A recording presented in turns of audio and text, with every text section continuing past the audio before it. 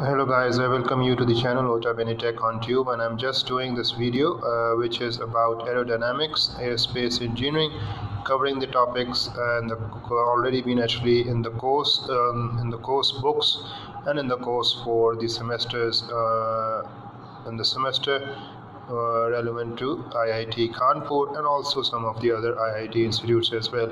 So this time the book chosen is Aerodynamics for Engineering Students, which is of 5th edition, E.L. Hotman with the P.W. Carpenter, measurement of airspeed. That is how we're going to actually calculate with the help of general method, and also with the help of the method applicable to the aircraft and obviously to the speed of air around the aircraft. So this is first method, which is the general, which is the Pitot static tube, commonly used to find the local speed of boundary layer, and obviously with the accuracy and accurate results as well. The tube is in front of you with the inside tube as an A, which we open from both ends and enclosed, encapsulated by B, which is this one, and also having B having a very small hole, which is represented by C, and it's been connected from the other end to the manometer, which is used to measure the pressure. So first of all, we have to consider the instrument, obviously as is shown in the figure, and structure wise, two concrete tubes A and B. Mouth of A is open and faces directly into A stream. This one is open and it is faces into the A stream, and end of B is closed, and this end of B is also closed and on to A, and causing B to be sealed off. Though obviously the B has been sealed off in this from this end, and also this has been sealed off, but the tube A has been placed inside the tube B. So very fine holes are drilled into the wall of B, as that C. I've shown the figure as well. So this is a small hole C, which is in tube B, so allowing B to communicate with the surrounding air. Obviously this is the only way which B can actually communicate with the surrounding air. Speed of upstream of mouth A. Actually at mouth A, the speed of upstream is represented by V. This is V, and static pressure at mouth A would be represented by P, and speed of stream at C, because of the size is very small, obviously the speed will also be very small as compared to the speed at this mouth A, which is obviously V. Static pressure of C will also be P. Okay, that is equivalent. Pressure in P is obviously when A is P, when C is P, therefore P would also be the static pressure of stream, that would be P. And difference of A pressure in A and B. Okay, there would be a difference in A pressure. Okay, in A it would be PA, in B it would be pressure of B. Obviously we represent all the pressures by P, but obviously there's a difference between A and B, and because of the size of the C, which is the only source for B and A, so there would be a difference. We have to calculate it. It is represented by delta of PPA minus PB. Because it is greater, it has been minus by PB.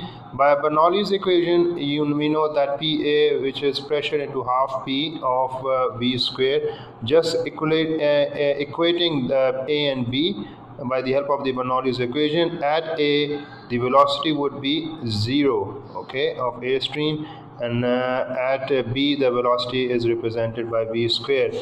So just taking out the difference, we have this one representing by delta P. We have this one, which is the dynamic pressure. This is the delta P is the dynamic pressure. It is not the static pressure, obviously it is the dynamic pressure because of the movement. And V would be represented, just calculating this one, V would be 2 delta P into P, and P can be calculated by ambient temperature and pressure over here as well.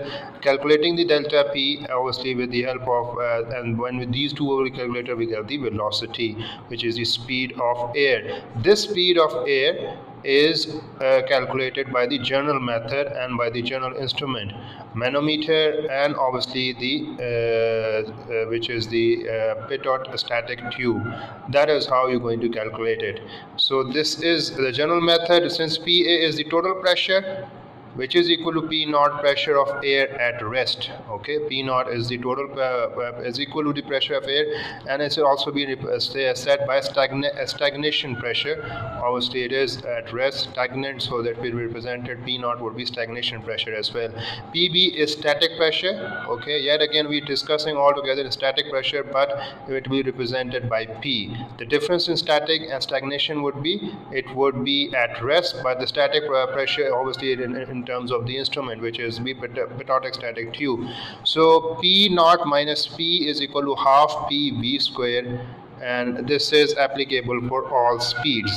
For all speed we have this relationship, P naught minus P, which obviously we have calculated this one, but just putting it at P naught minus P instead of A and B, we have put in reference to pressure of air at rest, and obviously the static pressure at B. Just taking the difference between that one, we got this which is applicable for all speed. Stagnant pressure minus static pressure is the dynamic pressure, which we have learned so far, dynamic pressure, but in terms of A and B, here we have represented in terms of naught position, at position naught, and at position B, or for the position B, or for the tube B. And this would be represented, this would be tube A, tube B. Obviously it is the pressure at tube B, and this is the pressure at tube A, but in terms of at the starting point, which is the at which at air pressure it's 0. Normally A and B, but we have substituted from A to B to naught to P, and the same, it is the dynamic pressure. So but dynamic pressure is equal to half PV square, we know, is in incompressible form. This is for the incompressible flow, sorry. Defining stagnation pressure coefficient, now we're going to define the stagnation coefficient, and that would be this, P naught minus P divided by this, that would be the coefficient. Normally it is over here. Okay, so we just going to calculate now. It's always be 1. You just have to keep in mind, this is when going to 1 multiplied by this one is the stagnation pressure coefficient, represented by Cp naught, which is equal to 1 always. But in special case, we can obviously, this is for P naught and P, and for any part of the tube, for any parts of the tube with the pressure, we can also represent it by P till P infinity. We don't know the amount of the pressure, we can also calculate the difference between two. Okay, with the pressure P in any part of the tube, the velocity will be represented by Q.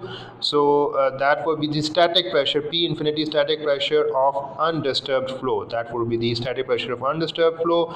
That would be the density, half rho v square, density of the undisturbed flow, and velocity of or speed of the undisturbed flow. So this is a special case when we're talking about some point P, and obviously with the undisturbed flow or the P infinity, we also can calculate the coefficient for that one as well. We have, if you request, we can calculate the whole different type of calculation for that one, but that is another topic, and if it's requested, we'll be able to actually do in that. You can actually remember that for the numerical purpose as well, if there's some case comes around that. Airspeed indicator, indicated and equivalent airspeed. So this airspeed indicator is normally an instrument, and which is formally used in aircraft to calculate the speed of an aircraft. That is how we're going to calculate it. So this airspeed indicator, which is indicated and equivalent airspeed, this is the most specific method of calculating the airspeed. Obviously we are dealing in aerodynamics, so this would be airspeed indicator. That would be the instrument used. But how it is related to the previous concept, let's see. Delta P is equal to half which is rho naught VE of square, which is the equivalence. VE is the equivalent airspeed. Okay, so equivalent airspeed, we have calculated half P into V square, okay, with the help of the Bernoulli's equation. That was the dynamic airspeed, dynamic pressure. Over here it has been replaced by VE, which is the equivalent airspeed. So that means let's see over, as I have told you, that this would be the equivalent airspeed as well. This one relationship would be ultimately would be equivalent airspeed. But let's see. So the pressure transducer, obviously normally the manometer is used in terms of the general method, but when in terms of the aircraft, the pressure transducer would be replaced or substitute, or the manometer would be replaced by pressure transducer. And for the equivalent airspeed, EAS, obviously we have learned the equivalent airspeed would be the same as been calculated by the manometer in the previous section. And IAS, measurement made with an actual airspeed indicator. Okay, that is obviously the indicated airspeed with the help of the speed indicator or the actual airspeed indicator. Owing to the instrumental error, obviously the IAS is not equal to the equivalent airspeed. The indicated airspeed by the airspeed indicator would not be equivalent to the equivalent airspeed. That is the that is the actual airspeed by the indicator, the actual speed, and that is the equivalent airspeed. We are going to assume that this one is we're going to assume that obviously this one is being calculated by error-free instrument, hypothetical instrument. We have used the hypothetical instrument manometer, and but the hypothetical instrument pressure transducer, obviously we're just going to say that with the error-free hypothetical accurate instrument, which is the pressure transducer, with the help of the air indicator, we're going to calculate this one. But this specifically because of the airspeed indicator, that value may vary. So the true TAS, true airspeed, is actual speed of the aircraft relevant to air. So that is why these two are the hypothetical and the actual by the speed of the actual air indicator, but we have to calculate the actual speed. Okay, because of the aircraft relevant to air. Only when O is equal to 1 will true and equivalent airspeed will be equal. So that was when we O is equal to 1, equivalent airspeed would be equal to the true speed. Okay, but generally that is not correct, because equivalent airspeed is always less than the true air speed. Okay, so that is always a difference. Formerly, aircraft navigator would have needed to calculate the true airspeed. Okay, navigator was also an instrument from the IAS, because indicated airspeed from the airspeed indicator, we're going to convert it into the true airspeed. But nowadays, the modern aircraft conversion is done electronically. So this is how you're just going to convert the IAS into the TAS. Calculation of airspeed indicator makes an approximate correction for compressibility. Obviously, the calibration of the airspeed indicator used for the indicated airspeed makes an approximate correction for compressibility of the air as well. Now we're going to talk about the incompressibility assumption. Okay, so far it has been under the ambit of the compressibility and assumption, obviously with the help of the calibration as well. But right now, by talking about the incompressibility version, first step, stagnation pressure coefficient is to write dynamic pressure. Okay, so we're going to write it that's where half PV square is equal to half of this one is lambda PM square, which is the Mach number. So we're going to calculate this P naught divided by P like this. Okay, so this one can also be calculated, but this one has to be remembered, that is 7/2. So we can expand this by binomial theorem and get the variation of stagnation pressure coefficient with Mach number. So we have to calculate the Mach number and we have to calculate the variation of the coefficient. Stagnant pressure coefficient, just stagnant pressure coefficient and the Mach number. We can draw a variation or the relationship between these two by drawing a table as well.